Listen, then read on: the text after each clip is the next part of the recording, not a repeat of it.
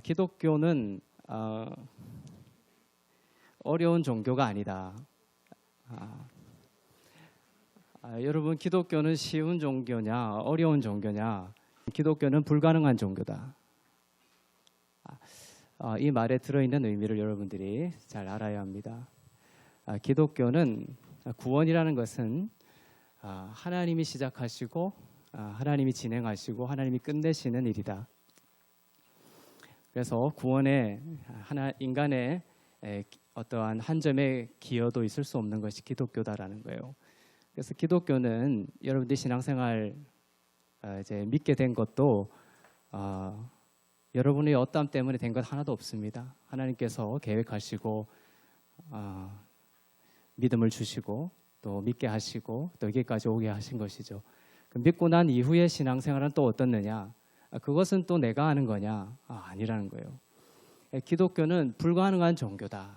이렇게 딱 마음에 새겨두셔야 됩니다. 불가능한 종교다. 하나님이 성령을 통하여서 내 안에 하시는 것이 바로 내가 크리스찬이 되고 크리스찬 안에서 성숙해 가는 그 모든 일이다. 이 성화라는 것은 결코 인간이 하는 것이 아니다라는 거예요.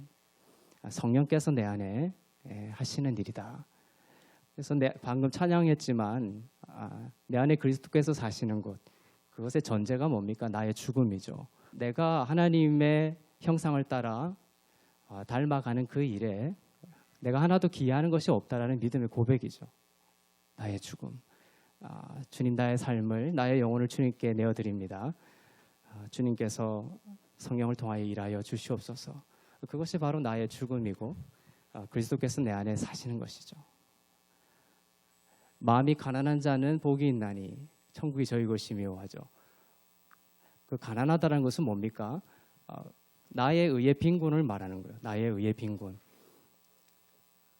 내가 주님께 내어드릴 나의 의가 하나도 없다라는 것이 가난한 자가 되는 것입니다. 그래서 내가 돈이 없고 월급도 못 받고 실직하고 그렇게 되어서 가난한 자를 얘기하는 거 아니라는 거예요. 가난한 자는 복이 있나니 천국이 저희 것이며라는 건 뭡니까? 내가 하나님의 백성 되는데 드릴 인간적인 나로부터 자생되는 자력적인 의는 하나도 없다라는 거예요. 오직 나는 내 의를 가지고 나갔을 때는 오직 죽음뿐이며 어둠뿐이며 사망뿐이지만 예수님께서 십자가의 승리로 말미암아 입혀주신 그 의를 입고 내가 나아갑니다. 그런 자에게 뭐가 된다? 천국이 저희 것이 되는 것이에요. 온유한 자는 복이 있나니 땅을 기업으로 받을 것이다. 이거 다 마찬가지입니다. 온유한 자, 겸손한 자는 내 의가 바리새인들과 서기가 내 의를 주장하고 나서죠. 강한 자들인 거예요. 온유한 자가 아닌 것이죠. 하지만 마음이 가난한 자와 같은 맥락에서 온유한 자도 주님, 나에겐 드릴 의가 없습니다. 나의 의가 없습니다. 주님의 염치 불구하고 입고 나가서 하나님의 백성 되고자 합니다. 라는 그 고백이 바로 온유한 자가 되는 것이죠. 기독교는 불가능한 종교다라는 것을 기억하시길 바랍니다. 1장 5절에 보면은 믿어 순종하게 이렇게 했죠. 이것을 저번 주에도 1장에도 나오지만 맨 마지막 장인 16장에도 이 구절이 똑같이 나온다고 그랬죠. 그래서 햄버거식으로 맨 앞과 맨 뒷장에 믿어 순종 이 말이 나오는 거예요. 그래서 이 말은 순종이 믿음의 열매다라는 거예요. 그래서 우리가 순종하려면 어떻게 해야 되느냐? 그것은 근원을 쫓아서 가야 되는 거예요. 뭐다? 바른 믿음을 갖는 것. 바른 믿음을 갖게 되면은 순종이라는 열매가 나온다라는 겁니다. 뿌리가 거룩한즉, 그죠? 그 가지와 열매도 거룩하다라고 되어 있죠. 로마서에. 뿌리가 바로 믿음이거든요. 믿음이 바른 믿음을 가지고 있으면 이 순종이라는 바른 순종의 열매를 맺게 되는 것이다. 예수님 십자가 우편에 있던 강도가 예수님을 구주로 고백하면서 내가 오늘 밤 나와 함께 낙원에 있으리라 구원을 받게 됐잖아요. 그 사람에게 그러면 구원에 이르는 것, 낙원에 있는 것에 있어서 많은 행위적인 것이 필요하지 않느냐 이렇게 접근한다면 그 사람은 억울한 것이. 나도 하고 싶다. 나도 봉사하고 싶고 나도 구제하고 싶고 나도 많은 선한 일 하고 싶은데 그 강도는 딱 못에 걸려가지고 박혀 있는 거예요. 내려와서 그 모든 것을 할 수가 없는 것이죠. 그 강도에게 구원이라는 것은 믿음뿐만 아니라 많은 행위적인 열매를 우리가 보여줘야 된다, 증명해내야 된다라고 이렇게 접근하게 되면 그 강도에게는 소망이 없는 것입니다. 그 강도는 예수님을 믿는 그 믿음 안에 행위적인 모든 것이 다 들어가 있는 거예요. 그 씨앗 안에 나무의 실체가 다 들어가 있지 않습니까? 그거하고 똑같죠. 그 강도는 예수님을 믿는 믿음을 하나님으로부터 받게 된 거죠. 그 믿음 안에 그 믿음이 요구하는 모든 행위들이 다 실체적으로 들어가 있다라는 거예요. 우리가 예수님 믿고 이제 하나님의 백성으로서 이렇게 살아가잖아요. 많은 섬김도 하고 구제도 하고 봉사도 하고 그런 것들은 이미 그 믿음 속에 들어와 있는 그 씨앗으로서의 그 행위의 발현 현상이라. 그것이 따로 구별돼서 존재하는 것이 아니다. 그래서 그 강도는 많은 행위적인 열매, 사람들이 눈에 보이는 그러한 것들을 하나도 하지 않았지만 그 겨자씨만한 믿음으로 주님을 믿는 그 믿음 안에 그 모든 것이 실체적으로 들어가 있었기 때문에 낙원에 거하게 되는 그러한 은혜를 입게 되는 것이죠. 그 믿음이란 씨앗은 말씀이죠. 말씀을 통해서 들어옵니다. 그래서 말씀은 실패하는 법이 없습니다. 그 말씀이 들어가면 실패하는 법이 없어서 정하신 자를 의롭게 하시고, 그죠? 의롭게 하신 자를 영화롭게 하는 그 모든 과정 중에 그 말씀 자체의 힘에 의해서 그 사람을 하나님의 형상대로 순종하는 자로 빚어 나가신다는 겁니다. 그래서 성화의 주체는 우리가 아니고 하나님의 말씀이라는 거예요. 성화의 주체는. 그래서 말씀이 들어가서 비록 연약한 자, 남편이나 자녀든 이웃이든 연약한 자가 있어도 마음은 막 서두르고 싶지만 하나님의 말씀이 일단 들어가면 반드시 그 하나님의 말씀이 일을 하게 된다는 것을 여러분들이 믿으셔야 되는 거예요. 그것이 sit down이죠. sit down. 중요한 것은 은혜를 듣는 것이다라는 거예요. 은혜를 듣는 것. 자, 믿음은 들음에서 난다라고 돼 있죠. 로마서 10장 17절에 믿음은 들음에서 나며 들음은 그리스도의 말씀으로 난다. 그래서 순종이라는 열매를 낳기 위해서는 바른 믿음이 있어야 되는데 이 믿음은 어떻게 생성되는 것이냐? 바로 듣는 것에서 나온다. 듣는 것에서. 듣는데 무엇을 듣느냐? 율법적인 말씀을 듣느냐? 아니면 의의 말씀을 듣느냐에 따라서 생사가 갈리는 거예요. 율법적인 말씀을 들으면 돌에 새긴 율법이라는 건 정죄의 직분이기 때문에 돌에 새긴 죽게 하는 율법 조문의 사역이라고 돼 있어요. 그래서 이 율법적인 복음 말씀을 자꾸만 듣게 되면 죽게 되는 것이죠. 순종이라는 열매를 맺지 못하게 됩니다. 인간적인 눈으로는 되게 순종적인 삶을 사는 것 같지만 그것은 하나님이 원하시는 순종의 삶이 아니라 인공적이고 종의 순종을, 순종에도 두 가지가 있거든요. 종의 순종과 아들의 순종이 있어요. 종은 하나님을 두려움으로 바라보고 또 심판과 또 형벌에 대한 두려움을 가지고 열심히 순종하는 것이 이제 종의 순종이에요. 히브리서 2장에 그 차이가 나옵니다. 하지만 아들의 순종은 뭐냐?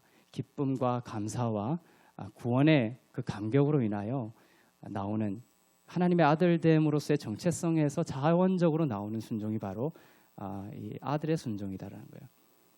그러니까 종의 순종은 우리를 결국 사망으로 이끌게 되는 것이다. 많은 봉사를 하고 많은 열매를 맺는 것 같아도 그죠? 천하를 구원하여도 내 생명을 잃으면 무슨 소용이 있겠느냐라는 거죠.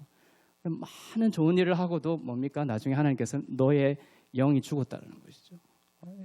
그래서 바른 믿음을 갖는 것이 중요하다는 거예요. 그 바른 믿음은 의의 복음을 듣는 데서 시작되는 것이다. 그래서 의의 복음을 계속해서 듣는 것이 중요한 것이고 그렇게 됐을 때 믿음이 만들어지는 겁니다. 그 의의 말씀의 능력을 통해서. 그래서 그것이 이제 순종을 낳게 되는 거예요. 믿음이 순종을 낳게 되는 것입니다. 이제 순종을 하나의 열매라고 봤을 때 믿음 말고도 그 순종 말고도 뭐 치유라든지 또 관계의 회복이라든지 또 재정적이라든지 이런 많은 그 열매적인 것들에 대해서 이 믿음이 어떻게 그러한 열매들을 생성해냈느냐에 있어서 중요한 포인트가 뭐다? 스피크하는 거예요. 스피크. 말하는 겁니다. 믿음을 현실화시키는 방법은 바르게 믿고 그 믿음의 기초에서 의의 믿음의 기초에서 스피크하는. 그래서 하나님께서도 천지를 창조하실 때 하나님의 완전한 믿음을 가지고 말씀을 하셨어요. 말씀을 하실 때 그것이 현시화되는 것입니다. 그것이 현시화될 때에 자꾸 어떤 다른 것이 개입을 하도록 만드는 거예요, 사단이. 그래서 쉐마 이런 말씀이 있죠. 이 구약에서 들으라 이런 말입니다. 쉐마는 들으라. 즉 의의 말씀을 듣고 또 들어야 참된 믿음이 자란다. 그리고 믿어 순종케 된다라는 겁니다. 그래서 구약에 나오는 쉐마 이 부분을 신약적으로 바르게 바라볼 필요가 있습니다. 믿음은 들음에서 나며 들으면 그리스도의 말씀으로 말미암는다라는 말씀처럼 믿음은 그죠? 그리스도의 말씀으로 나온다는 거예요. 그리스도의 말씀으로. 그리스도의 말씀을 들어야 된다. 그 그리스도의 말씀은 뭐냐? 자, 보내심을 받지 아니하였으면 어찌 전파하리요? 기록된 바 아름답도다. 좋은 소식을 전하는 자들의 발이요. 이게 로마서 10장 15절에 좋은 소식 이렇게 돼 있는데 원문으로는 Gospel of Peace, 평화의 복음이다라고 돼 있어요. 평화의 복음. 이 복음을 들어야 되는 거예요. 하나님과 예수 그리스도를 통하여 좋은 소식을 전하는 자들은 더 이상 하나님과 우리 사이에 전쟁이 없어졌다라는 소식을 전하는 겁니다. 아름답도다 좋은 소식을 전하는 자들의 발이요. 이 말씀을 들어야 되는데 그 말씀은 바로 평화의 복음이다. 전쟁이 끝났다라는 거예요. 예수 그리스도를 통하여. 한 사람 아담이 죄를 지음으로 말미암아 이 땅에 태어난 모든 사람이 하나님과 전쟁 상태로 태어나는 거예요. 화목하지 못한 상태로. 하지만 예수님이 십자가에서 죽으시고 승리하심으로 말미암아 그 전쟁 상태가 끝난 거예요. 하나님과 우리가 이제 평화의 상태가 되었다. 그것이 바로 의의 말씀이에요. 의의 말씀. 그 말씀을 쉐마 계속해서 들을 때에 믿음이 자란다. 그 죄를 실질적으로 미워하고 끊어버리는 힘은 어디에서 나오냐면 죄 사함으로부터 나온다는 거예요. 죄 사함의 복음, 평화의 복음, 의의 복음을 우리가 계속해서 들으면 그것이 우리에게 참된 정체성이 되어가지고 그 죄를 미워하고 끊어낼 수 있는 참된 힘이 생기는 것입니다. 그런데 이제 많은 성도들은 그렇게 접근을 안 하는 거예요. 이 죄가 너무나 고통스럽게 하잖아요, 우리를. 그러니까 그 죄를 내가 다루려고 죄와 내가 직면하는 거예요. 죄 사함의 이 복음을 망각해 버립니다. 그래서 제가 자주 드는 비유가 그 빚장부 아시죠? 빚장부. 나에게 내가 10억을 빚졌다는 빚장부가 있어요. 죄라고 볼 수 있습니다. 그 죄를 10억이라는 빚장부가 있는데 그것이 막 이자도 붙어요. 그 죄가 어떻게 풀어날지는 몰라요. 밤에 집에 그 빚장부가 있는데 그 빚장부를 집에 들어와서 그 죄와 직면을 해야 되는 거예요.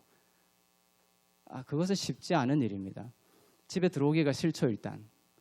그리고 그 빚장부를 하나하나 한 페이지 한 페이지 이제 페이지를 넘깁니다. 그럼 그 죄가 이것이 나의 죄인 줄 알았는데 넘길수록 어떻게 됩니까? 그 죄가 자꾸 배가 되는 거예요.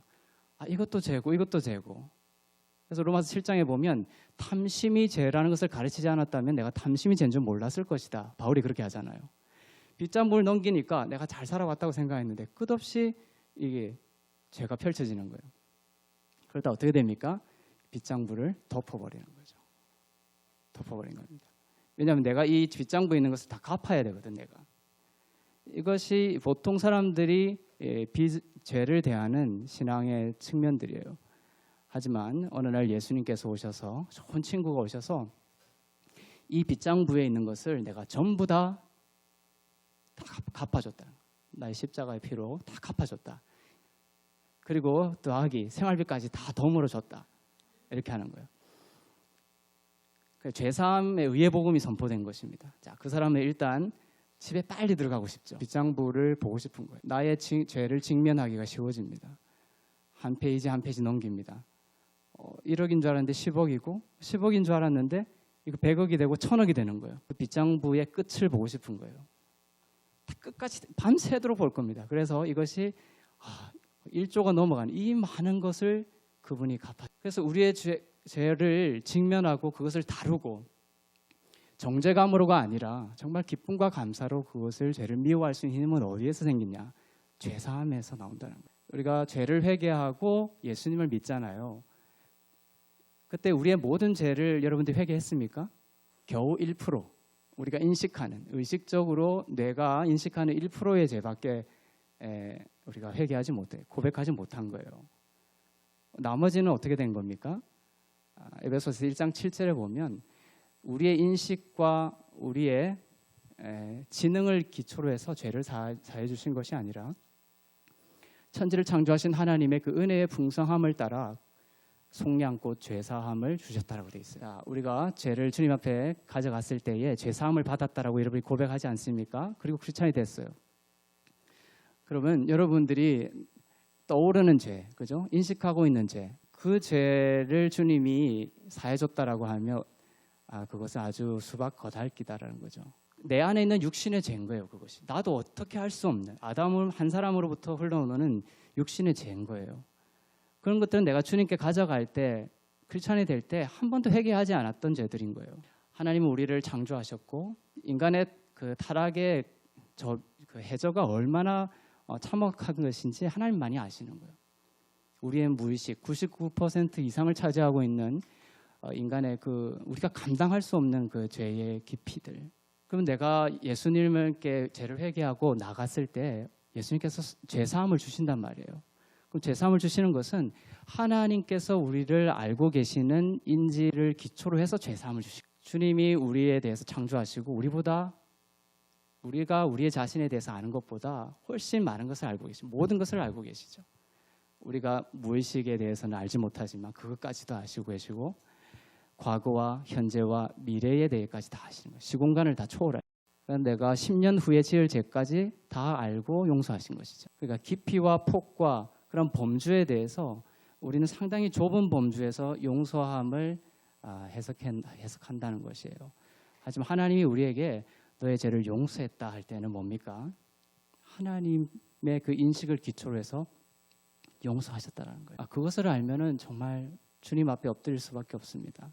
그 주신 구원의 기쁨이, 주신 그 의의 선물이, 내가 그것에 대해서 하나도 기여할 수 없다라는 것이 오히려 더 감사한 측면들이 있게 되는 것이에요. 그런 나를, 의의 복은 뭡니까? 예수께서 그 모든 나의 시공간과 범주와 이런 것들을 넘어서서는 하나님의 인식을 기초로 해서 죄를 용서해 줘 버린 거예요. 로마서 4장 25절 말씀처럼 우리가 범죄한 것 때문에 그분이 내어줌이 되고 또 우리를 의롭다 하시기 위하여 살아나셨느니라. 십자가에 두 가지 측면이 있거든요. 죄사함과 죄에 대해서는 죽은 자요, 하나님께 대해서는 살아있는 자로 여겨라 하잖아요. 죄사함과 의롭게 됨이 복음의 두 측면이란 말이에요. 근데 의롭게 됨에 대해서는 안 가르치는 거예요. 왕의 왕권에 대해서는 하늘과 땅에 있는 모든 권세를 내게 주셨으니 예수님이 받으시죠. 그렇지만 또 사도행전 1장 8절에 가면 그죠? 성령이 너희에게 임하시면 너희가 권능을 내가 받은 예수께서 받은 하늘과 땅의 모든 권세를 성령이 오셔서 다시금 성도에게 위임해 버리는 거예요. 그것이 바로 의롭게 된 자에게 주시는 하늘의 권세라는 것이죠. 의롭게. 그래서 하나님 제가 사해 준 것까지는 알겠는데 많은 성도들이 까먹는 것은 뭡니까? In Christ. 예수 안에서 하나님께서 나를 righteous, 의롭게 바라보고 계시고 예수 안에서 우리를 거룩하게 보고 계시고 예수 안에서 우리를 흠없이 보고 계신다라는 이 측면들을 생각을 안 하는 거예요. 그래서 사단의 잠수 앞에 무기력하게 무너지는 겁니다. 왜냐하면 너가 그따윈 식으로 하고 무슨 거룩한 하나님의 성도야 했을 때 어떻게 됩니까? 내 힘을 동원하게 되는 거예요. 율법적인 신앙생활로 다시금 가는 거예요. 영으로 시작했다가 율법으로 마치겠느냐, 이런 신앙생활을 많이 한다는 것이죠. 너가 그렇게 하고도 거룩한 성도냐 했을 때 담대하게 내 육으로는 언제나 그렇게 폭로된다. 하지만 in Christ, 예수 안에서 나는 거룩한 자라고 주님께서 말씀하셨어. 이렇게 했을 때 사단의 영적 전쟁에서 이길 수 있다라는 거예요. 그래서 어린 양을 보라. 계속 어린 양을 보라. 조금 있다가 이제 그 더블 임퓨테이션 이중 전가를 통해서 어린 양을 바라봄을 통해서 승리하는 영적 승리의 비밀을 다시 한 번 더 보게 될 것입니다. 그래서 그 출애굽기 구약에는 이런 구절들이 많아요. 이것들을 신약적인, 이것은 시내 산에 살고 있는 사람들에게 주신 말씀이에요. 여러분들은 어떤 산에 있다고요? 시온산에 계신 거예요. 시온산에 있는 사람이 시내 산에 있는 사람들에게 주신 명령을 받아들이는 방법은 무엇입니까? 그대로 받아들이면 안 된다는 거예요.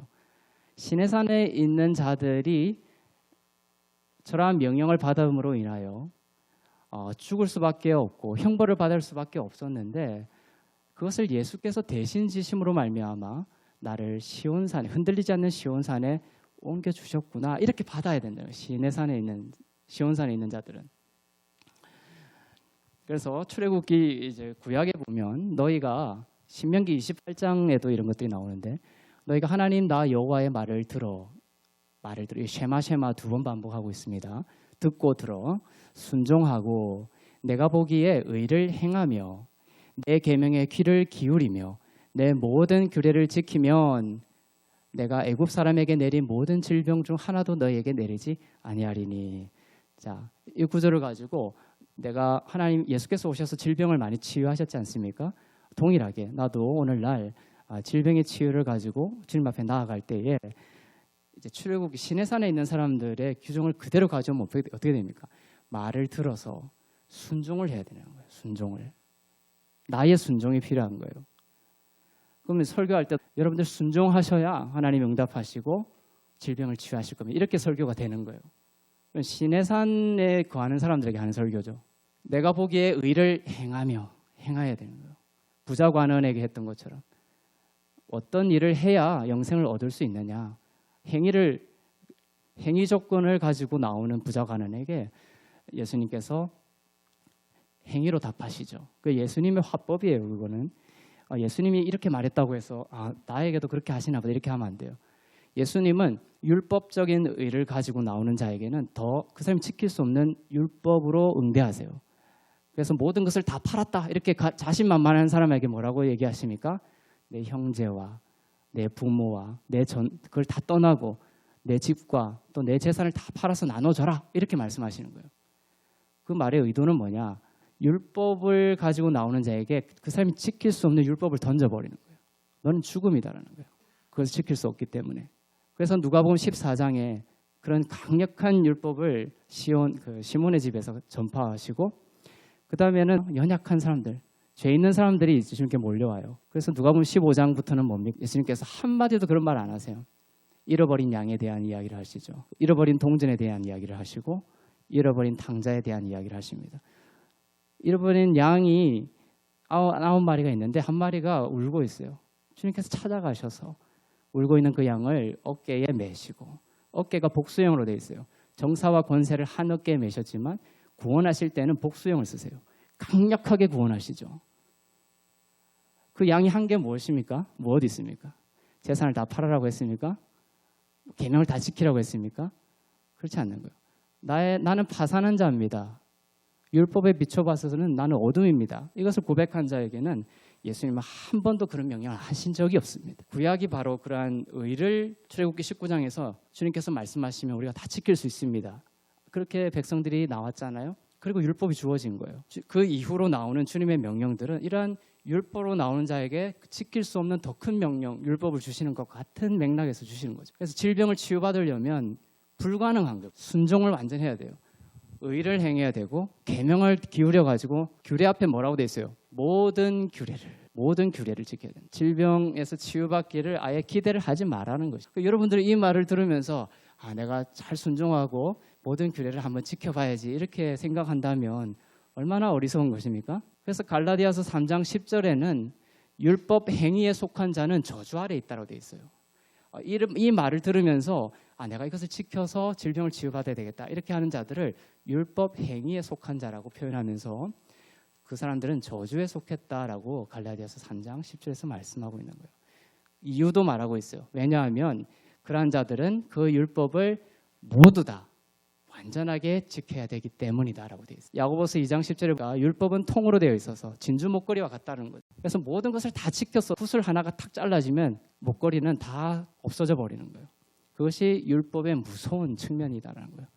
그래서 모든 규례 중에 99개를 다 지켰는데 하나 딱 못 지켜.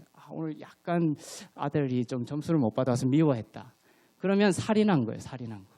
모든 것을 못 지킨 것 같이 똑같이 내가 취급하겠다는 것이죠. 그것이 바로 율법 행위에 속한 자라는 것입니다. 여기서 우리가 계명을 다 지켜야 치료해 주시네. 신약적으로 봤을 때 아니다라는 거예요. 왜냐하면 예수님이 우리를 대신해 이 모든 율법의 마침이 되셨다는 거예요. 그래서 우리 로마서 10장 4절에 주제 말씀이 그거죠. 그리스도는 우리에게 의를 이루기 위하여 율법의 마침이 되셨다. 그것은 예수님이 모든 율법을 다 지키셨다라는 측면도 되고 인류가 그 율법을 지키지 못하면 어떻게 됩니까? 죽어야 되거든요.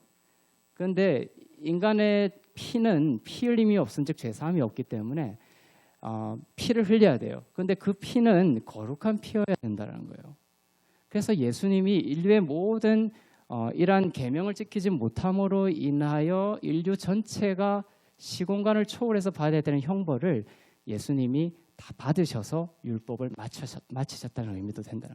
예수님께 나와서 주님 제가 치유를 주님께 간구합니다라고 기도하며 나아갈 때에 내 순종 그다음에 내가 규례를 지킨 것 이거 들고 나가면 안 된다는 거예요. 주님께서 순종하셨고 주님께서 율법의 마침이 되셨고 그리하여 내가 하나님의 의를 입었기 때문에 하나님의 아들로서 간구하오니 주님 치유하여 주시옵소서. 이 기도를 주님께서 기뻐하신다. 계명을 다 지켜 치료해 주신 아니다. 왜냐하면 예수님이 우리를 대신해 이 모든 것을 해주셨기 때문이다. 하나님이 예수님을 보내셨을 때 우리 중 누구도 이 모든 계명과 규례를 지키지 않을 것을 아셨기 때문에 예수님이 우리를 위해 해주셨고 예수님이 하신 일을 우리가 한 것으로 쳐주셨다. 그것을 로기조마이라고 합니다. 의롭게 여기셨다라고 말이 계속 나오죠. 바울이 계속 이 말을 씁니다. 이것이 로기조마이라는 거예요. consider. 그렇지 않은데 그렇게 여기시는 거예요. 실체적으로. 그래서 이거는 헬라식 표현인데 헬라 때에 비지 장부에 회계 장부에서 이 로기조마이를 밑에 쓰게 되면은 빚이 전부 없는 걸로 실체적으로 간주하는 거예요. 이것 때 이제 로기조마이 단어를 썼다. 그것을 이제 신학적으로 차용한 거예요. 그래서 우리가 하나도 선한 일을 한 것이 없지만 예수 그리스도께서 온전히 순종하신 것을 우리가 믿을 때에 예수님이 하신 순종을 우리의 순종처럼 로기조마이 해주신다. 주님 앞에 기도하며 나아갈 때에 내 마음에 사단이 의심이 들게 하는 거예요. 그죠? 너가 이렇게도 못했고 저렇게도 잘못했고 또 너의 거룩하지 못한 이런 것들을 자꾸 생각나게 하면서 기도의 확신을 무너뜨리는 거예요. 그때 내 마음속에는 내 순종이 중요하지 내가 계명 지키는 게 중요하지 이렇게 사단이 몰고 가는 거예요. 주님은 그것을 어떤 면에서는 결정적으로 괴로워하세요. 왜냐하면 십자가의 보혈의 능력을 부인하는 거니까. 하나님이 이 땅에 육신을 입으시고 오신 그 주님의 고통스러운 낮아지심 그리고 십자가에서 죽으신 이유는 뭡니까? 율법을 마치시고 우리를 하나님의 의가 되게 하기 위해서예요.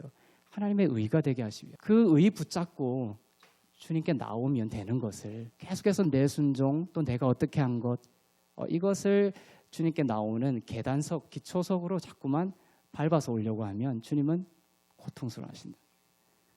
십자가에서 하신 일을 우리가 부인하는 셈이 된다는 거예요. 자, 아까 출애굽 15장 26절에서 제일 앞에까지만 주님이 끊어주신 거예요. 우리가 해야 될 것을 사실은 쉐마쉐마하는 거예요. 믿음은 들음에서 난다. 여기서 결정이 나는 것이죠. 그리고 너희에게 성령을 주시고 너희 가운데서 행하시는 이의 일이 율법의 행위로서냐 아니면 듣고 믿음에서냐. 갈라디아서 3장 5절에서 말씀하시죠. 듣고 믿음에서라는 거예요. 율법의 행위로가 아니라 듣는 것이 중요하다. 듣는 것. 그러니까 저번 시간에는 중요한 키워드가 뭐였습니까? sit-down이었죠. 같은 맥락이에요. listen carefully. 의의 말씀을 듣고 들으면 모든 것이 새 창조된다는 거예요. 이것이 되게 복음을 우습게 볼 수 있는 측면이기도 합니다. 복음은 미련하다. 무슨 듣고 한다고 다 되나. 이렇게 접근할 수 있는 측면이 되는 것이죠. 하지만 성경은 복음은 우리가 듣고 들으면 바른 믿음이 생기고 그 믿음이 열매를 만들게 된다, 열매를 생산하게 된다라는 것을 가르치고 있습니다. 그래서 그 혈루병든 여인이 있죠. 마태복음 9장에도 나오고 마가복음 5장에도 나옵니다. 12년 동안 혈루증 든 여인이 예수님의 옷자락을 잡습니다. 그죠? 잡고 예수님의 그 몸에서 생명이 빠져나가죠. 그 여인에게 생명이 빠져나갑니다. 그 생명이 빠져나가는 것을 주님이 느껴요. 그리고 뒤돌아서서 그 여인을 바라보시죠. 자, 그 혈루병 든 여인이 예수님의 옷자락을 만지고 또 나음 받은 것이 과연 계명을 잘 지켜서인가? 아니라는 것이. 왜냐, 그 사람은 그 보면은 이 옷자락만 만져도 내가 나을 것이다라고 그 사람이 생각했다라고 돼 있죠. 마가복음 5장에. 근데 그 생각했다라고 번역이 되어 있지만 원문으로 보면 그 자신에게 제기 대명사를 쓰고 있어요. 그러니까 she said to herself 이렇게 돼 있어요. She said to herself. 그녀가 그녀 자신에게 계속 말하는 거예요. 말했다. 어떻게 말했다? 내가 그 사람의 옷깃만 만져도 나을 것이다. 그 당시에 예수님에 대해서 떠돌던 소문이 뭐죠? 믿음의 실체가, 그죠? 아까 출애굽기 15장에 나오는 것처럼 온전히 순종하고 모든 규례를 지켜야 질병이 낫는다. 이것이 아니라는 것 소문이 돈 거예요. 그 예수님은 죄 있는 모습 그대 죄인들의 친구라 소문이 그렇게 들어왔죠. 죄 있는 모습 그대로 와서 그 주님께 가서 그 주님을 만지기만 하면, 주님을 나의 구주로 받아들이기만 하면 치유된다라는 소문이 돌았던 거예요. 의의 복음들이 돌았던 거죠. 그 말을 계속 들었을 때 어떻게 됩니까? 그 여인에게는 믿음이 생겼을 때 아까 그 믿음이 순종으로, 예를 들면 주님의 옷자락을 만지는 게 순종이라고 하면 어떻게 생깁니까? said to herself. 그녀 자신이 스피크하는 거예요. 믿음이 생기면 믿었음으로 또 말하였다라고 돼 있죠. 로마서에. 믿음을 실체화시키는 것은 스피크하는 거예요. 스피크. 민수기 20장에서 광야 여정 마지막 해에 모세에게 바위를 치지 말고 스피크하라고 그러죠. 하지만 모세는 바위를 2번 쳐버립니다. 그것을 어떻게 평가하십니까? 모세가 나의 거룩함을 나타내지 못했다. 그러니까 바위를 말하지 않고 때린 게 거룩함을 드러내지 못한 것이다 라고 평가하고 모세가 가나안 땅에 들어가지 못하게 되는 이유가 됩니다. 출애굽기 17장에는 뭡니까? 때리라고 그러죠. 출애굽기 17장에서 때리라고 했을 때 그 바위는 넓적한 바위라는 단어예요. 셀라라는 단어인데 예수님의 얼굴을 상징하죠. 예수님의 얼굴을 때려야 되는 거예요. 출애굽기 17장에는. 그러면서 뭐가 탄생합니까? 교회가 탄생하는 거예요. 교회가 탄생하면 그 교회는 때리면 안 되는 거예요. 그 교회는 왕의 신분을 얻은 하나님의 아들로서의 자녀들이기 때문에 절대로 누구도 때릴 수 없는 왕의 정체성을 가진 교회가 탄생한 거예요. 이제 그 자들은 스피커예요. 스피커. 아담이 에덴 동산에서 말로 모든 것을 다스렸던 것처럼 교회가 그 권위를 회복한 것입니다. 민수기 20장에서 바위라고 되어 있는 것은 추르라는 그건데 주님의 부활을 상징하는 깎아지른 듯한 절벽이라는 뜻이에요. 번역은 똑같이 바위라고 되어 있지만 우리말로는 원어는 틀리다는 거예요. 주님의 부활을 통하여 이미 탄생한 부활의 의미가 뭐라고 그랬죠? 저번 시간에 하나님 우편에 의로운 상태로 앉게 된 상태라고 말했죠. 출애굽기 민수기 20장에서 그 바위는 하나님 우편에 앉아 있는 의로운 교회를 상징하는 거예요. 그걸 치면 안 되는 거죠. 하지만 모세는 그걸 모르고 쳐버린 거예요. 교회가 진짜 의롭게 됐다는 것이 진짜 하나님의 거룩함을 나타내는 거예요. 스피크하는 게. 왜냐하면 하나님은 거룩하기 때문에 죄를 타협할 수 없죠.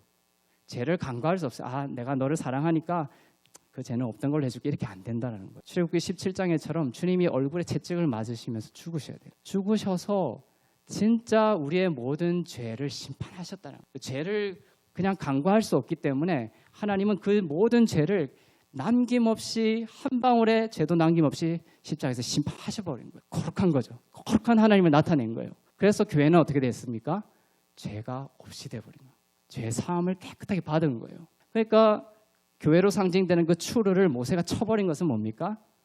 예수님의 십자가에서의 죄 심판이 불완전하다는 얘기죠. 그러니까 하나님은 거룩하지 않다라는 얘기가 돼요. 그래서 모세는 나의 거룩함을 나타내지 않았다. 이 말이 돼요. 예수 안에 있는 나를 하나님께서 아직도 나의 죄를 보고 아직도 때리고 계시고 심판하고 계시고 나의 행위를 보고 나의 구원을 취소시킬 것이라는 두려움에 빠져 있는 것. 그것은 바로 뭡니까? 예수님의 십자가의 사역의 불완전성. 그 사역은 아직 미완성 상태라는 얘기인 거예요. 잘못된 얘기. 그리고 그 고백은 또 동일하게 하나님의 거룩함을 나타내지 못하는 말이 되는 것이죠. 그렇죠? 너희에게 성령을 주시고 너희 가운데 능력을 행하시는 이의 일이 율법의 행위에서냐 듣고 믿음에서냐. 여기서 성령을 주시고 너희 가운데 능력을 행하신다라는 것은 현재형으로 되어 있어요. 그러니까 성령님은 지속적으로 능력을 행하고 계신다라는 거예요. 우리는 이런 생각을 해요. 주님께 나아갈 때 절벽에 물이 하나도 없어요. 폭포에 물이 하나도 없어요. 근데 우리가 기도하고 그 밑에서 기도하면 물이 이렇게 내려올 것이다. 폭포에서. 이거 아닌 거예요. 잘못된 생각입니다. 우리에게 성령을 주시고 너희 가운데 능력을 행하시고 계시다는 거예요. 그러니까 그 폭포는 끊임없이 내려오는 거예요. 우리의 어떠함에도 상관없이. 끝없이 내려오고 있습니다. 그러니까 그것을 우리가 그 폭포 생명의 근원을 우리가 받아서 살아나고 누리는 여부는 어디에 달려 있느냐? 여기에 달려 있는 거예요. 율법의 행위에서냐 듣고 믿음에서냐. 우리가 다시금 율법의 행위에 속해서 내가 뭔가를 해야 하나님이 기뻐하시고 내가 뭔가를 잘못했을 때 하나님이 나를 정죄하시고 심판하시고 나에게 나쁜 일이 일어날 것이고 이런 생각을 가지고 있는 것이 바로 뭡니까? 율법의 행위라는 거예요. 아니면 듣고 믿음에서냐. 예수 그리스도 안에서 너는 거룩한 자야. 예수님처럼 내가 보고 있어. 그 말씀을 내가 듣고 믿음으로 고백하고 주님 앞에 나갈 때는 그 폭포수처럼 흘러나오는 하나님의 나라의 풍성함이 나에게 흘러온다는. 하나님의 풍성함은 나의 어떤 여부에 관계없이 계속되고 있는 거예요. 그것을 내가 어떻게 내 삶 가운데 생명의 능력으로 가져오느냐는 내가 율법의 행위로 나가느냐 아니면 듣고 믿음으로 나가느냐. 그래서 중요한 것이 계속 듣는 것이 중요하다는 거예요. 듣는 것. 그래서 의의 말씀을 계속 은혜의 말씀을 듣는 것이 그렇게 중요하다는 거예요. 사도행전 10장에서도 베드로가 예수 그리스도를 통하여 죄사함이 선포된다. 죄사함을 얻게 된다라는 의의 말씀을 선포하죠. 그때 뭐가 됩니까? 10장 그 다음 절에서 성령이 피토했다. 성령이 내려와서 사람들이 성령 세례를 받는 장면들이 나오는 거예요. 설교 듣다가 그 의의 말씀을 죄사함과 의롭게 하신 말씀을 계속 듣는 중에 성령이 내려와서 그 성령께서 일하시는 장면들이 나온다라는 거예요. 그 구절이 우리에게 가르쳐주는 교훈은 의의 말씀, 은혜의 복음을 계속해서 듣는 것이 얼마나 중요하냐. 그래서 문제가 생기면 그것을 내가 해결하려고 내가 그 문제가 직면하려고 달려드는 것이 아니라 다시금 은혜의 복음의 말씀 앞에 앉아서 듣는 것, 마리아처럼. 그것이 중요하다는 거예요. 둘은 듣는데 그게 무슨 생명이 있겠냐. 이것이 이제 육신의 잘못된 생각이에요. 듣는다고 무슨 일이 해결돼? 이것이 아니라 들을 때에 역사하시는 거예요. 앉을 때 주님이 일하시는 거예요. 그래서 그들과 같이 우리도 복음을 전함을 받은 자이나 들은 바 그 말씀이 그들에게 유익이 되지 못하는 것은 복음을 듣긴 들었는데 그 복음이 왜 유익이 되지 못했죠? 왜냐하면 복음을 듣는 자가 믿음과 결부시키지 아니하게 행위와 결부시킨다. 자꾸만 복음을. 그래서 갈라디아에서 이 행위 복음을 계속 무너뜨리고 있는 것이죠. 여기서 듣는 자가라고 되어 있는 과거 시제예요. 이 말은 뭐냐면 한 번 들었던 자가 믿음과 결부시키지 아니했기 때문이라는 거예요. 한 번 듣고 잘 안다고 생각했던 것인 거예요. 한 번 듣고 끝난 거죠. 이것이 이제 이 듣는 자가를 에어리스트 과거형으로 쓴 이유입니다. 그래서 인간은 부정적 성향을 갖고 있기 때문에 계속 육체를 신뢰하는 성향을 갖고 있기 때문에 계속 잘못하면 거기에 따른 나쁜 일을 하나님께서 주실 거다라는 그러한 생각들이 있기 때문에 계속해서 믿음으로 말미암는 이 평화의 소식, 의의 소식, 좋은 소식을 지속적으로 들어야 된다. 들을 때에 믿음이 생기고 그 믿음이 능력으로 나타나게 되는 것이다. 그래서 나는 복음을 부끄러워하지 않는다라고 되어 있죠. 그래서 그 복음이 왜 부끄러우냐, 사람들이 왜 부끄럽다고 하느냐, 그것은 믿음이기 때문일 수도 있어요. 인간의 행위가 기초가 아니기 때문에. 사람들은 세상의 원리는 뭡니까? 힘의 원리예요. 힘의 원리. 인간의 힘과 인간의 노력과 인간의 땀을 강조하죠. 그것은 부끄럽지 않아요. 세상 속에서는. 하지만 복음은 믿음을 강조한다는 것이죠. 믿음. 예수님이 예루살렘에 입성하시고 무화과 나무를 보시고 스피크하시죠. 저주하십니다. 뿌리부터 말라라고. 스피크했을 때 그 무화과 나무 뿌리부터 마르기 시작하잖아요. 그거하고 마찬가지예요. 의의 말씀을 기초로 해서 스피크하면 그 무화과 나무에 대해서 주님이 저주했을 때에 이 저주하는 권리는 왕이 되었기 때문에 할 수 있는 거예요. 여러분이 그리스도의 신부가 되었고 하나님의 아들들이 되었기 때문에 하늘과 땅의 권세로서 여러분에게 일어나는 모든 부정적인 것에 대해서 스피크할 수 있는 권세가 생긴 거예요. 그랬을 때 뿌리부터 마른다라는 거예요. 그리고 사람의 자력 구원 불가능성을 전제로 하기 때문에, 그리고 구원에 사람의 능력이 기여할 수 있는 부분이 없기에, 그리고 사람의 힘의 원리를 부정하기 때문에, 그리고 믿음으로 이루어지는 하나님의 능력이고 하나님의 일이기 때문에 그렇다라는 겁니다. 민수기 5장 2절에 보면 진영 밖으로 쫓아내라고 합니다. 세 사람을, 세 부류를. 그게 순서가 있는데 첫 번째는 진영 밖으로 쫓아내라. 부정하니까. 그것이 처음엔 나병 환자를 쫓아내라. 두 번째는 피 흘리는 자를 쫓아내라. 복음에는 하나님의 의가 나타나죠. 하나님의 죄가 나타나는 거 아닙니다. 우리의 죄를 주님이 정말로 다루시기 원하셨기 때문에 복음을 주셨는데, 그 복음은 아이러니하게도 하나님의 의를 나타내는 거라고요. 인간의 죄를 드러내서 그 죄를 고치게 하시는 게 아니라 그것을 실질적으로 고치게 하기 위해서 하나님의 의, 용서하심을 나타내는 거예요. 복음에는 하나님의 의가 나타나는 거예요. 하나님의 의. 그 하나님의 의가 우리의 죄를 삼켜버리죠. 믿음으로 믿음에 이르게 하나니. 그죠? 하나님의 의가 나타나야, 이게 영어로는 from faith to faith예요. 믿음으로부터 믿음에 이르게. 믿음의 시작, 믿음의 과정, 믿음이 자라는 것, 그 모든 것이 뭐가 와야 된다? 하나님의 의가 와야 돼요. 하나님의 의를 우리가 만져야 되는 것이고, 하나님의 의의 말씀을 계속 들어야 된다.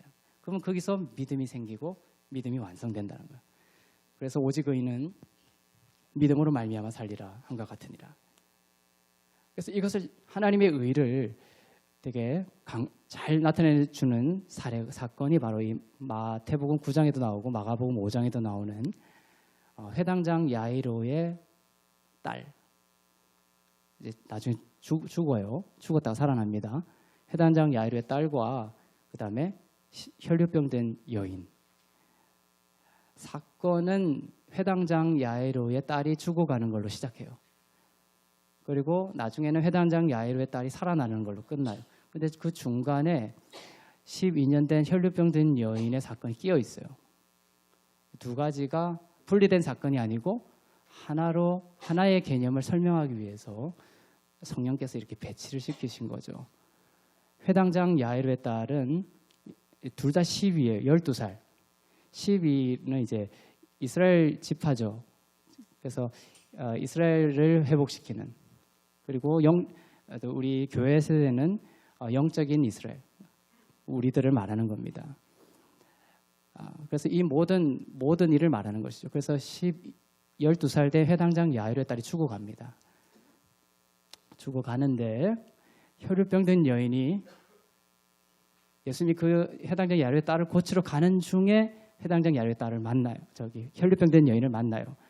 그래서 혈류병든 여인이 아까도 말했죠. 내가 저 사람의 옷자락만 만져도 나을 것이다. 자꾸 얘기했다고 그랬죠. 그래서 옷자락을 만집니다. 그 옷자락이 중요한 거예요. 그 옷자락은 탈릿이라는 옷입니다. 유대인 남자들이 기도할 때 입던 옷을 탈릿이라고 그래요. 저 남자가 입고 있는 옷이죠. 탈릿. 저것은 공의의 겉옷이다. 나는 율법을 다 지키는 자다, 의로운 자다라는 것을 나타내는 공의의 겉옷이다. 탈릿이. 근데 그 탈릿 밑에 술이 있어요. 청색 술이 있습니다. 그것을 찢짓이라고 합니다. 찢짓은 율법을 상징합니다. 요즘 시대에는 간소화되어서 청색 술로 안 하고 그냥 흰색 끈으로 하죠. 당시에는 이제 청색 술, 찢짓을 찌릿이 달린 탈릿을 두르고 계셨어요. 12년 된 혈루증 여인이 만진 것은 바로 이 율법을 상징하는 찌릿이었습니다. 이 찌릿을 만지면 어떻게 되느냐? 죽는 거예요. 거룩하지 않은 자가 만나면. 왜냐하면 율법이기 때문에. 무슨 말인지 알겠어요? 이 여인이 이것을 만졌다라는 것은 어마어마한 지금 사건 중에 대사건인 거예요. 죽을 각오를 하고 만진 거죠. 구약 시대 같았으면 그냥 죽는 거죠. 하지만 이 여인은 어떻게 됐습니까? 살아난 거예요. 왜냐하면 예수님이 입은 그 찌릿 탈릿의 그 공의의 겉옷은 그리스도인에게 의를 이루기 위하여 율법의 마침이 되시는 우리에게 입혀주시는 의의 옷이기 때문에 그래요. 예수님이 십자가를 통하여 우리에게 하나님의 의를 입혀주시는 그 의이기 때문에 그래요. 그래서 죄 있는 자들은 구약시대 때의 그 율법은 죄 있는 자가 만지면 죽지만 예수 그리스도께서 입은 이 의의 옷은 죄 있는 자가 만지면 살아난다는 거예요. 은혜의 옷이기 때문에. 그래서 죄인 병든 자들은 공공장소에 못 나왔죠. 구약시대 때. 왜냐하면 병이 사람들에게 옮겨지기 때문에. 하지만 예수님의 은혜는 뭡니까? 예수님이 만지면 병이 예수님께 오는 것이 아니라 은혜가 병에게 흘러가서 살려버리는 거예요. 이것이 은혜의 역류 현상이라고 합니다. 성도들이 이런 권세를 받은 거예요. 그래서 이 예수 그리스도께서 입고 있는 이 찌릿 탈릿 의의 옷을 만졌을 때 이 여인이 살아난 거예요. 모세 때는 얼굴도 안 보여줬어요. 그죠? 하나님께서 모세가 얼굴 보여달라고 하니까 내 얼굴 보면 나 죽는다. 그러니까 바위 틈에 숨어서 나의 뒷모습이나 봐라 이러죠. 그 하나님께서 오셔가지고 여인이 그 탈릿을 의의 옷을 만졌을 때 뭡니까? 생명이 나간 것을. 생명이 나갈 때 주님이 기뻐하세요. 나간 것을 보시고 나간 것을 느끼시고 기뻐하셔서 뒤를 돌아보시고 그 여인을 바라보시는 거예요. 저는 이 장면을 그 모세가 하나님의 뒷모습을 볼 수밖에 없었던 것과 비교할 때에 정말 눈물 나게 아름다운 그림이 아닌가 생각해요. 그 여인을 뒤돌아서 보신. 그래서 이 의를 만졌기 때문에 하나님의 의를 만졌기 때문에 살아났다는 거예요. 그 다음에 의가 살린다라는 것이죠. 그 다음에 회당장 야이로의 딸의 집에 갑니다. 그 회당장 야이로의 딸은 이미 죽어버렸어요. 손을 잡고 이렇게 세우면서 주님이 하시죠. 탈리다 쿰. 탈리다 쿰. 그것은 원어로 보면 탈리타 쿰이에요. 탈리타 쿰이. 방금 나왔던 주님이 입고 있던 이 의, 하나님의 의, 그것이 탈릿이죠. 쿰은 컴, 일어나라, 컴, 오다 이런 뜻이에요. 그래서 탈리타 쿰이라는 말은 뭐냐면 의의 탈릿 아래에 있는 자여 일어나라 이런 뜻이에요. 탈리타 쿰이. 그래서 탈리타 쿰으로 이제 번역을 한 거죠. 그 죽은 소녀가 살아난 이유가 뭡니까? 의의 옷 아래에 있었기 때문에. 12년 된 혈류 피 흘리는 자가 살아난 것도 하나님의 의가 와서 그 의를 만났을 때 살아난 거예요. 그리고 12년 된 그 혈류병 해당장 야이로의 딸이 죽음에서 살아난 것도 뭡니까? 하나님의 의 아래에 있었기 때문에 살아난 것이다. 피 흘림이 멈추고 죽음에서 살아나는 비밀은 뭐다? 우리에게 있는 것이 아니라는 거예요. 하나님의 의 아래에 있는 거예요. 하나님의 의를 만지는 거예요. 하나님의 의를 우리가 입었다라는 것을 우리가 스픽하는 거예요. 우리의 질병 가운데, 우리의 죽음 가운데 하나님의 의를 기초로 해서 저주해 버리는 거예요. 그래서 어떤 의미에서는 이 질병을 치유해 주십시오 이렇게 기도하는 것도 맞는 법이지만 강력하게 그 질병을 저주해 버리는 거예요. 무화과 나무의 뿌리에 대해서 뿌리부터 마를지어다 저주한 것처럼. 왜냐하면 우리 자기의 정체성은, 성도의 정체성은 하나님 우편에 앉아 있는 예수 그리스도와 연합된 하나님의 아들들이거든요. 왕 같은 제사장이 돼 버린 거예요. 그러니까 이 한 사람 아담을 통해서 죄와 함께 들어왔던 모든 부정적인 것에 대해서 통치하고 다스리고 정복하는 권세가 있는 거예요. 그래서 아담에게 생육하고 번성하고 땅에 충만하고 다스리고 정복하는 권세를 주신 거잖아요. 교회가 예수 그리스도를 통하여 그것을 회복하는 겁니다. 주님은 올바른 관계를 기초로 해서 응답하시는 분이세요. 우리가 주님 죄인입니다. 그때는 예수님이 아직 십자가를 지시기 전에 일어났던 일들이에요. 그래 많은 사람들이 나를 불쌍히 여겨 주시옵소서. 주님 저는 죄인입니다. 이렇게 나갔던 거예요. 타당한 시절이었죠. 하지만 예수 그리스도의 십자가 예수 안에 있을 때에는 righteous 해버린 거예요. 율법의 마침이 되심으로 말미암아 우리를 의롭게 만들어버린 거예요. 주님 내가 이전에는 나의 육신을 보면 나는 죄인이었지만 나는 불쌍한 자였지만 예수의 십자가를 통하여 나를 의롭게 하신 하나님의 아들이 되게 하시니 감사합니다. 나는 더 이상 두려워하는 종의 영이 아니라 양자의 영으로 주님 앞에 섭니다. 내가 하나님의 아들로서 예수 그리스도를 힘입어 주님께 간구하오니 주님 이 질병에 대하여 질병은 떠나갈지어다. 이렇게 저주해버린 그것이 주님이 원하시는 바른 관계라는 거죠. 주님은 바른 관계를 기초로 해서 관계 맺기를 좋아하시거든요. 십자가를 믿고 십자가에 사로잡혀서 나오는 자가 주님 저는 죄인입니다. 불쌍히 여겨주십시오 하면 주님 안타까운 거죠. 그 기도에 대해서 어떻게 보면 응답하지 않는다라고도 볼 수 있는 거예요. 어떤 측면에서는. 주님은 선하시고 인자하시기 때문에 그것을 끌고 가시지만 은혜로 끌고 가시지만 주님이 원하시는 관계는 그것이 아니다. 그래서 이 탈릿이라는 것이 연결고리가 돼서 두 사건이 이어지는 겁니다. 하나님의 의. 그래서 이러한 복음서들을 신학적으로 이제 바울이 푸는 거죠. 그죠? 복음에는 하나님의 의가 나타나서 믿음으로 믿음에 이르게 해서 사람들을 살리는 거예요. 그래서 시작은 뭡니까? 하나님의 의가 먼저 시작됩니다. 하나님의 의가 먼저 오는 거예요.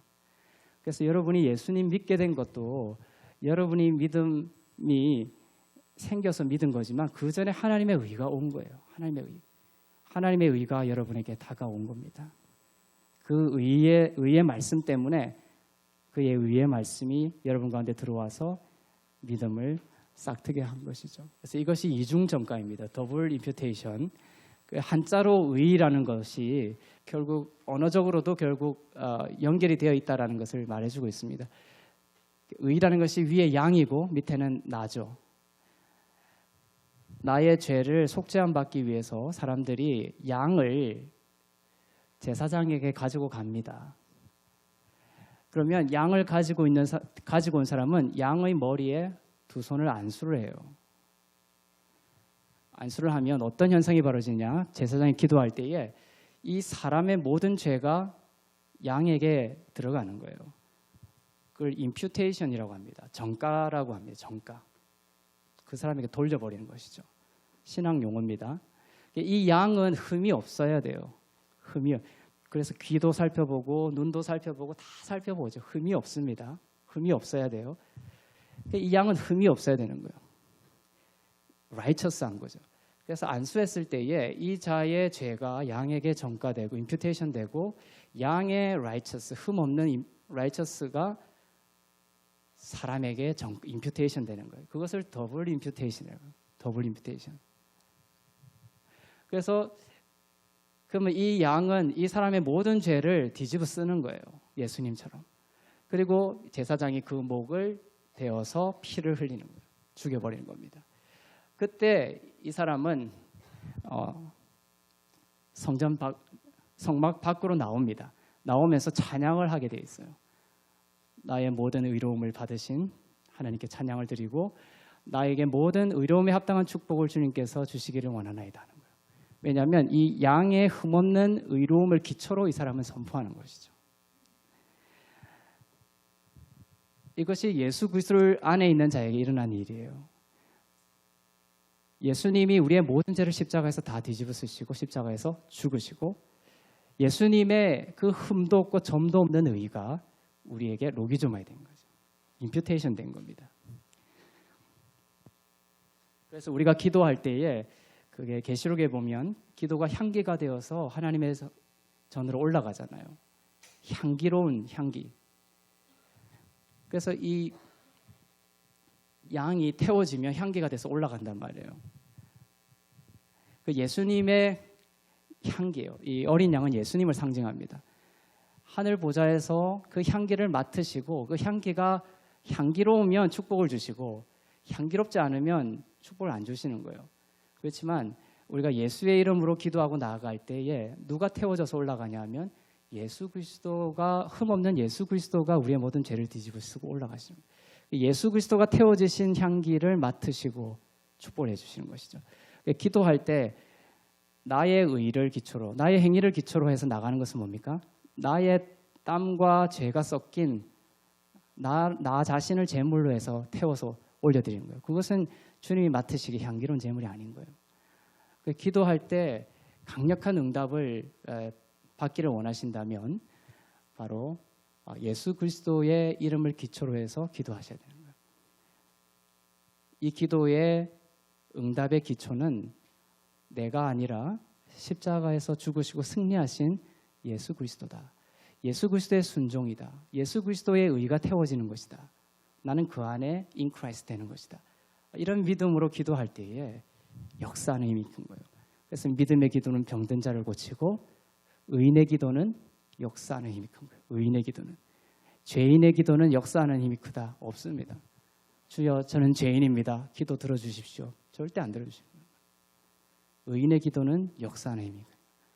그런데 내가 의로운 행위를 막 해가지고 그것을 취합해가지고 주님께 가져가는 그것을 말하는 거 아니라는 거예요. 의인의 기도는 뭡니까? 바로 예수 그리스도의 의를 내가 임퓨테이션 받은 거. 그 의 가지고 나가는 거예요. 아시겠죠? 그래서 하나님께서 나를 예수님처럼 아름답게 바라보고 계시다. 라는 그 인식이 기도의 기초에 있어야 되는 거예요. 기도하며 하나님께 나아갈 때에 주님께서 나를 예수님처럼 사랑하고 있구나.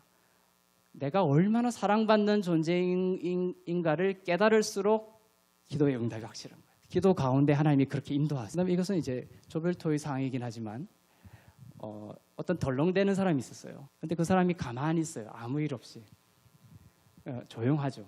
너무 좋은 사람이에요. 그런데 그 사람에게 무언가를 해달라고 요구를 했어요. 근데 그 사람은 일을 하다가 어떻게 됩니까? 일을 자꾸 망치게 되는 것이. 이때 이 사람에게 무언가를 요구한 것이 잘못인가?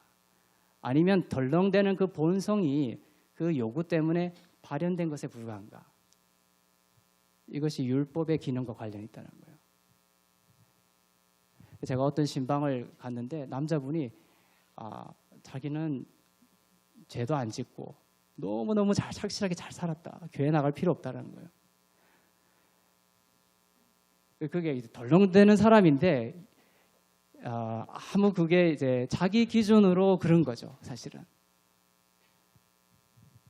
그런데 이 하나님의 율법이라는 것이 그 사람을 침투해가지고 휘저어버리면 그 사람의 덜렁거림이 폭로가 되는 거죠. 그제서야 자기는 주님의 구원이 필요한 자이라는 것을 알게 된다는 거예요. 컵에 물이 들어있는데 너무너무 맑아요. 마실 수 있을 정도로. 하지만 율법이라는 것은 뭐냐면 젓가락을 넣어서 휘저어버리는 거예요. 그럼 그 물이 까맣게 돼버리는 것이죠. 율법의 긍정적 기능이 바로 그겁니다. 내가 되게 착실하게 잘 살았고 흠없고 너무 좋은 사람이라고 생각했지만 하나님의 거룩한 율법이 주어지니까 내가 뭡니까? 내가 참혹한 휘저어버리면 까맣게 되는 컵처럼 투명한 줄 알았는데 너무나 까만 자였구나. 나는 이 덜렁대는 자였구나를 넘어서서 나는 참혹한 죄인에 불과하구나라는 것을 깨닫고 예수 그리스도의 십자가를 의지하는 대로 나아가게 되는 것이죠. 그래서 율법의 긍정적인 기능이 바로 그런 것이에요. 그렇죠? 이 그림이죠. 이 거울이 바로 율법이에요. 율법. 그래서 이 여자분은 화장도 하고 되게 이제 아마 남에게 자랑할 만한 미모를 가지고 계신 분인 것 같아요. 그래서 이제 거울을 평소에 보고 했는데 율법은 그런 거울이 아니라 투명한 거울, 하나님의 기준에 맞는 거울이에요. 이 지금 앞에 있는 거울은. 그래서 자기가 매일 아침에 보던 그 거울이 아니라 하나님의 율법이 주어지니까 뭡니까? 이 모공의 때까지 다 보이는 거예요. 너무나 투명하고 맑아서. 자기는 이쁘고 자기는 의롭고 자기는 잘 살아왔다고 생각했는데 이 거울에 비춰보니까 자기는 뭡니까? 죽을 죄인이라는 것이 폭로가 되는 것이죠. 그래서 산상수훈은 아직 구약 시대입니다. 성령이 오시고 성령 세례를 받을 때 신약이 시작되는 거예요. 산상수훈, 그 구약 아래에서 예수님이 이 기능을 하시는 거예요. 내가 거룩한 것처럼 너희도 거룩하라 하는 거예요. 그럼 뭐가 됩니까? 정말 거룩한 행위를 해서 노력해서 거룩해져라는 얘기입니까? 이 투명한 거울을 주시는 거예요. 너는 절대로 거룩할 수 없다는 것을 폭로하는 거죠. 그래서 그 구절을 보면서 주님, 내가 거룩하다라고 생각하면서 살아왔는데 주님의 그 거룩한 하나님의 기준에 맞는 율법이 주오니 나는 전혀 거룩할 가능성이 없는 자이군요. 그것을 발견해야 되는 것이죠. 그 말씀을 통해서. 그리고 십자가 붙들고 주님이 선물로 주시는 그 거룩함, 그 의를 붙들고 살아가는 거예요. 창세기 1장 5절에 보면 이렇게 나옵니다. 저녁이 되고 아침이 되니 이는 첫째 날이다 라고 되어 있습니다. 여기서 첫째 날이라는 것은 히브리어로 에하드 요음이라, 날이라는 것은 요음이라는 단어고 에하드는 unified, 통합된 이런 뜻입니다. 하나의 완성된 날을 에하드 요음이라고 그래요. 창세기 1장 5절에 이 순서가 중요합니다. 저녁이 되고 아침이 되니 그것을 통합된 날이다라고 되어 있어요. 그런데 신약에 보면 성도들은 교회는 어디에 거한다? 낮에 거한다라고 되어 있습니다. 낮에. 날에 거한다. 요음이란 단어를 낮에다가도 쓰고 날에다가도 씁니다. 그래서 성도는 너희는 데살로니가서 5장 5절에서 너희는 다 빛의 아들들이요 낮의 아들이라 우리가 다 밤이나 어둠에 속하지 아니하나니. 그렇죠? 그래서 구원의 여정이 그런 거예요. 아까 율법을 통해서 나의 어둠이 되고 저녁이 되니 이렇게 돼 있죠.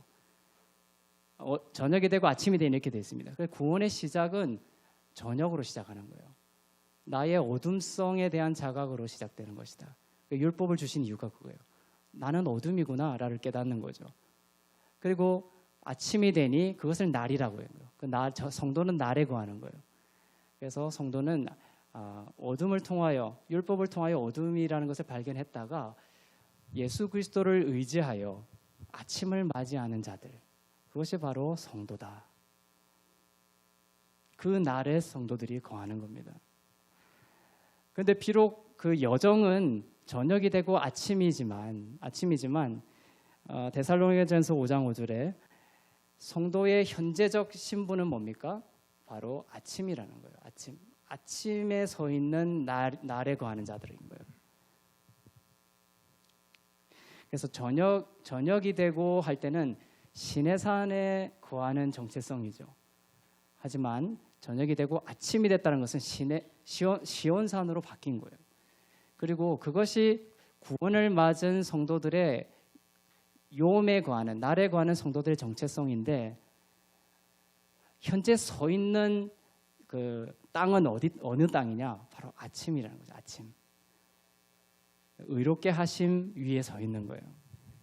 시온산 위에 서 있는 것입니다. 그래서 요한 1서 1장 7절에 보면 그가 빛 가운데 계신 것 같이 우리도 빛 가운데 행하면 우리가 서로 사귐이 있고 그 아들 예수의 피가 우리를 모든 죄에서 깨끗하게 하실 것이요 라고 되어 있습니다. 그 빛 가운데 계신 것 같이 우리도 빛 가운데 행하면 할 때 그 행하면을 doing으로 해석하면 안 돼요. 그때는 원문으로는 walk예요. walk. 빛 안에서 걸어 다닌다는 거예요. 빛 안에서 걸어가면. 그러니까 그가 빛 가운데 계신 것 같이 우리도 빛 가운데 걸어가면 우리가 사귐이 있고 우리가 서로 사귐이 있고 그 아들 예수의 피가 우리를 모든 죄에서 깨끗게 하실 것이요. 이렇게 되어 있습니다. 그래서 그가 빛 가운데 계신 것 같이 우리도 빛 가운데 이제 이 구절을 우리가 서로 사귐이 있으려면 빛의 행동들을 많이 해야 된다 이렇게 해석하면 안 되는 거예요. 빛이 막 쏟아지고 있잖아요. 그 빛 아래에서 걸어가는 자들이다 이런 뜻이에요. 원문으로는 걸어가는 것. 이것을 진정으로 자각할 때에 빛의 행위들이 열매 맺는 거라는 거예요. 빛의 행위를 부인하는 것이 아니라 지금 열매적으로 계속 성령께서 맺어내시는 거예요. 그 근원적인 힘을 우리가 찾아야 돼요. 이때까지 잃어버렸다는 거예요. 그래서 그 아들의 그 빛 가운데 거한다는 것은 뭡니까? 바로 우리에게 죄가 드러날 때마다 그 빛 때문에 씻김 받는다는 거예요. 예를 들면 계속 쏟아지는 폭포수가 있어요. 그 밑에 바위가 있는데 그 바위에 오물일과 죄로 상징되는 오물이 묻을 때마다 씻겨 나가는 거예요. 그것이 바로 빛에 거하는 성도들의 현재적인 신분이라는 거예요. 성도들 안에 죄가 없는 건 아니거든요. 계속해서 죄가 드러납니다. 육신 행위적 죄도 짓게 되고 육신적 죄도 올라옵니다. 하지만 성도들은 어떻게 됩니까? 빛 가운데 걸어다니는 자들이기 때문에 그것이 묻자마자 드러나자마자 씻김 받는다는 거예요.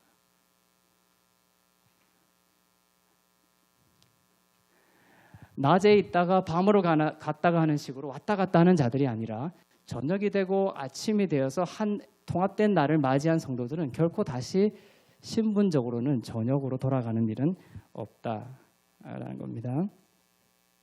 이 저녁이 되고 아침이 되는, 왜 아침이 되느냐? 그것은 바로 무슨 일이 생겼기 때문에 그래요. 바로 예수 그리스도의 죽으심으로 말미암아 우리가 율법에 대하여 죽임을 당했기 때문에 이런 일이 벌어진 것입니다. 그래서 로마서 7장 4절에 보면 내 형제들아 너희도 그리스도의 몸으로 말미암아 율법에 대하여 죽임을 당하였으니 이는 다르니 곧 죽은 자 가운데서 살아나신 이에게 가서 우리가 하나님을 위하여 열매를 맺게 하려 함이라. 자, 하나님을 위하여 많은 열매를 맺고 싶잖아요. 순종의 열매, 봉사의 열매, 사랑의 열매. 그 힘을 7장 4절에서 말하고 있는 거예요. 어디서? 율법에 대하여 죽임을 당했으니. 율법에 대해서 죽임을 당했다라는 것을 우리가 더욱 깊이 알수록 많은 열매를 맺는다라는 거예요. 그래서 저녁이 되고 아침이 되는 것은 바로 그냥 되는 것이 아니라 예수 그리스도께서 십자가에서 저주를 받은 바 되사 우리를 율법의 저주에서 속량하셨기 때문에 저녁이 아침이 된 겁니다. 그다음에 죄와 영광, 오늘 그 암송 구절이죠. 우리가 모두 죄를 범하였음에 하나님의 영광에 이르지 못하였더니 그리스도 예수 안에 있는 구속으로 말미암아 의롭다 하심을 입은 자 되었느니라. 그래서 죄를 범하였음에 하나님의 영광에 이르지 못했다라고 돼 있죠. 그래서 이 영광이 되게 애매해요. 여러분 영광이 뭡니까? 그래서 이 영광이라는 게 되게 애매한 부분이다. 그래서 죄라는 것은 하마르티아라고 해서 관역을 벗어나는 것이고 그 죄로 말미암아 하나님의 영광에 이르지 못했는데 그 영광은 헬라어로 독사라고 하고 신약에서는 항상 독사라는 영광이라는 단어가 좋은 뜻으로도 쓰이고 나쁜 뜻으로도 쓰여요. 그런데 성경에서 신약에서는 항상 좋은 뜻으로 쓰인다. 독사라는 것이 영광. 그래서 그 풀이는 항상 누군가에 대한 좋은 의견을 말하는 거예요. 굿 오피니언. 영광을 잃어버렸어요. 이때까지. 예수 그리스도를 우리가 받아들이기 전까지. 하나님이 여러분에게 영광을 주시면 하나님은 여러분에 대한 좋은 오피니언을 가지는 거예요. 여러분을 좋게 여기시며 그 결과로 칭찬과 영광을 주신다라는 뜻입니다. 인간은 한 사람 아담의 범죄로 인해서 영광을 잃어버렸어요. 하나님이 인간에 대한 좋은 의견을 잃어버린 거죠. 하나님이 인간을 좋게 안 보시게 된 거예요. 그것을 영광을 잃어버렸다. 인간도 마찬가지예요. 하나님을 영광을 돌리지 못하게 된 거예요. 뭡니까? 하나님에 대한 좋은 의견을 잃어버린 거예요. 하나님을 선하시고 인자하신 하나님으로 바라볼 수 있는 권리를 박탈한 거죠. 그래서 항상 죄인이기 때문에 하늘 앞에 설 때는 심판하시는 하나님, 나를 정죄하시는 하나님, 채찍질하시는 하나님으로 하나님에 대한 오피니언을 가지게 됐다. 의견을 가지게 된 거예요. 그래서 예수님께서 죽으심으로 말미암아 십자가에 승리하심으로 말미암아 이 영광을 우리에게 주셨다라고 돼 있죠. 이제 그들에게 믿는 성도들에게 내가 하나님의 영광을 줬다라고 돼 있습니다. 그 말은 뭡니까? 이제 예수 안에서 하나님께서 성도들에 대해서 좋은 의견을 가지게 되신 거예요. 예수 그리스도처럼 righteous하고 blameless하고 홀리한 그러한 잘하는 의견을 갖게 되신 거예요. 그리고 그에 합당한 축복을 해주시는 것이죠. 그리고 사람도 하나님께 영광을 돌릴 때는 뭡니까? 주님 영광 돌립니다 할 때는 무슨 뜻이 있습니까? 하나님에 대한 좋은 의견을 회복한 거예요. 하나님은 죄로 인하여 나를 심판하시는 분이 아니라 나의 모든 죄를 사하시고 나를 선하심과 인자하심으로 나를 공급해 주시는 분으로 좋은 의견을, 하나님께 대한 좋은 의견을 회복한 것이 바로 이 영광의 측면에 들어있는 것이다라는 거예요. 그래서 예수님은 혈루병된 여인이 그 생명을 앗아갈 때에 영광 받으셨거든요. 그래서 영광이란 단어에는 주님의 탈취 현상이 돼요. 주님의 생명을 가져오는 것이 영광이에요. 영광. 저 사람에게 영광 돌린다 할 때는 뭡니까? 저 사람에게 뇌물도 갖다 바치고 좋은 거 갖다 바치고 이것이 사람에게 대한 영광이에요. 하지만 하나님은 달라요. 하나님이 영광 받으시는 방법은 인간이 하나님으로부터 생명을 가져갈 때 영광 받으시는 거예요. 그것이 하나님과 인간의 차이입니다. 사람은 사람에게서 가져오면 그 사람은 기진해 버려요. 하지만 하나님은 하나님에게서 생명을 가져와서 치유를 가져오면, 능력을 가져오면 하나님은 살아나시는 거예요. 더욱 영광 받으시는 거예요. 그래서 우물가의 사마리아 여인도 마찬가지예요. 주님이 기진하여 물을 구하면서 우물가에 피곤해서 있었다고 그랬죠. 이 여인은 물을 정말로 줘야 될 자가, 생명수를 줄 자가 예수님인지 몰랐지만 대화를 통하여 어떻게 됩니까? 이 여인의 인식이 바뀌죠. 저분이 메시아다. 저분이 나에게 생명수를 줘야 되는 자구나 라는 것을 깨닫죠. 그래서 예수님께서 너가 하나님의 선물과 너에게 물을 달라고 하는 자가 누구였는지 알았더라면 그에게 구하였을 것이요. 그래서 이 여인이 예수님에게 성령을 구하게 되잖아요. 예수님에게서 가져오는 거예요. 그때 예수님 어떻게 됩니까? 영광 받으시는 거예요. 그래서 제자들이 예수님께 뭘 사드리려고 이제 뭘 사러 갔다가 돌아와요. 그러면서 하는 말이 뭡니까? 누가 예수님에게 먹을 것을 갖다 줬느냐? 예수님이 먹었다는 표현이 없거든요. 주님 뭡니까? 영광 받으신 거예요. 왜냐? 이 사마리아 여인이 예수님에게 생명을 가져갔기 때문에. 혈루병 든 여인도 마찬가지죠. 예수님 걸어가십니다. 예수님의 옷자락을 만지죠. 생명이 예수님에게서 흘러나간 것을 주님이 알아차리세요.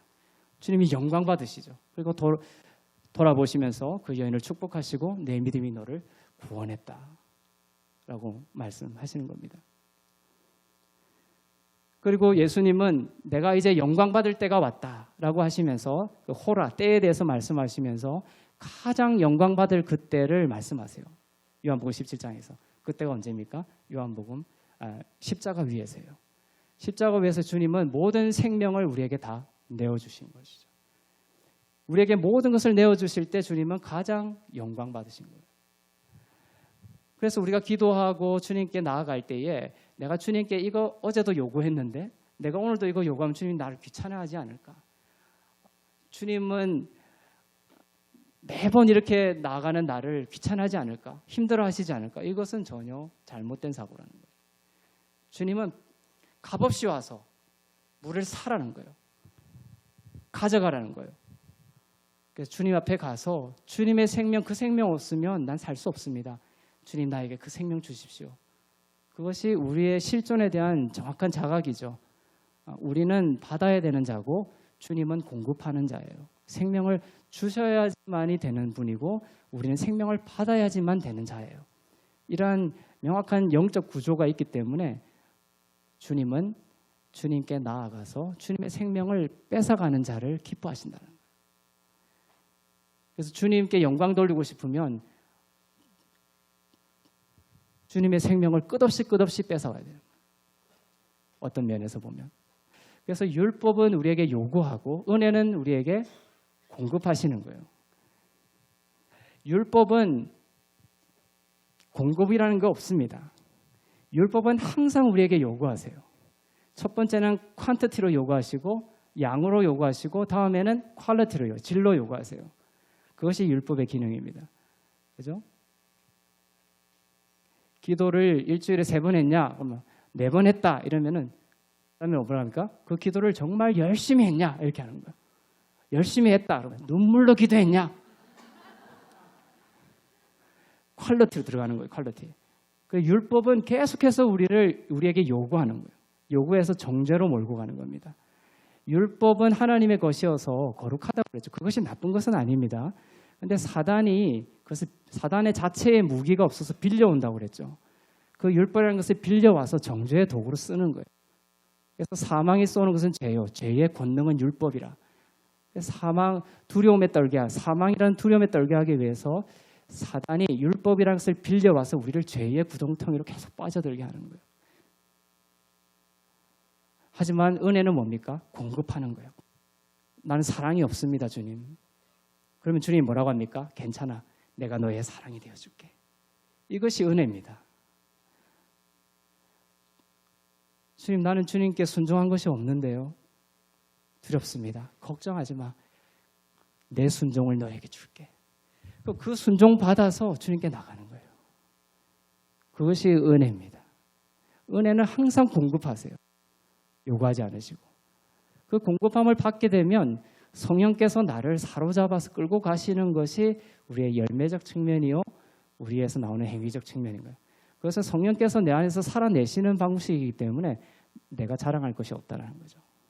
고린도후서 3장 9절 맨 밑에 보면 영광에 대한 의미인데, 영광이 직분과 관련돼 있어요. 정죄의 직분도 영광이 있었은즉 의의 직분은 영광이 더욱 넘치리라, 이렇게 되어 있습니다. 그래서 율법은 요구해서 정죄하는 거예요. 그래서 율법은 정죄의 직분이라는 거예요. 그것이 만약 아까 우리의 그 어둠을 밝혀주는 측면에서의 영광이 있었다면 의의 직분은 영광이 통 넘친다는 거예요. 그래서 여러분의 신앙생활은 정죄의 직분 가운데 많이 있었습니까? 아니면 의의 직분 가운데 많이 있어요? 의의 직분은 계속해서 공급해 주시는 거예요. 너는 그리스도 안에서 의롭다. 너는 그리스도 안에서 신부다. 어여쁜 자다. 이렇게 하시는 것이죠. 그동안 얼마나 많은 사람들이 정죄의 직분 아래에 있었나. 정죄의 직분에 익숙해져 버렸다는 것이죠. 그래서 죄를 통한 정죄를 강조하여 사람들을 겁에 질리게 하고 채찍으로 치는 것은 약간의 영광이라는 거예요. 아까 모세가 바위를 친 것 같은 그러한 사역이 정죄의 사역이에요. 그리고 그것은 점으로 가는 영광이다. 옛 언약이죠. 그래서 8장에 보면 새 언약이 오면 옛 언약은 사라지는 것이다라고 되어 있죠. 나중 영광, 곧 의의 직분은 영광이 더욱 넘치게 되는 거예요. 그래서 나중에 왕노릇하는 구절이 나오죠. 로마서 5장 17절에 은혜와 의의 선물을 넘치게 받고 있는 자들은 한 분이신 예수 그리스도 안에서 왕노릇하리라. 여러분, 왕노릇하는 방법은 뭐냐면 은혜와 의의 선물을 넘치도록 받아야 돼요. 현재 진행형이에요. 그게 매일매일 은혜와 의의 선물을 내가 계속해서 테이커 받아야 된다는 거예요. 주는 것이 아니라 사람에게는 주는 게 영광이에요. 옆에 있는 사람한테는. 하나님에게는 받는 게 영광이라는 거예요. 은혜와 의의 선물을 넘치도록 받는 자들은 한 분이신 예수 그리스도를 통하여 왕노릇할, 생명 안에서 왕노릇하리라. 여러분이 생명 안에서 왕노릇하는 삶을 살려면 은혜와 의의 선물, 죄를 통한 정죄의 직분에서 벗어나서 은혜와 의의 직분 속에 들어가야 돼요. 은혜와 의의 선물을. 그래, 은혜는 공급한다고 그랬죠. 아침에 일어날 때 내가 오늘 이거 못하면 어떻게 되지? 이것은 이제 정죄의 직분인 것이죠. 하지만 은혜 아래 있는 자들은 뭡니까? 하나님은 오늘 나에게 최고의 날을 주실 거야. 이것이 공급하시는 은혜의 측면이에요. 이런 일도 저런 일도 있고 나쁜 일도 있지만 하나님께서 이 모든 것을 협력하여 나에게 최고의 선을 이루실 거야.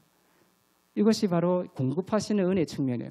하지만 정죄의 직분은 뭐 하나 잘못하면 나에게 질병이 올 거야. 내 아이가 잘못될 거야. 하나님께서 나를 심판할 거야. 나쁜 일이 일어날 거야. 이것이 정죄의 직분이에요.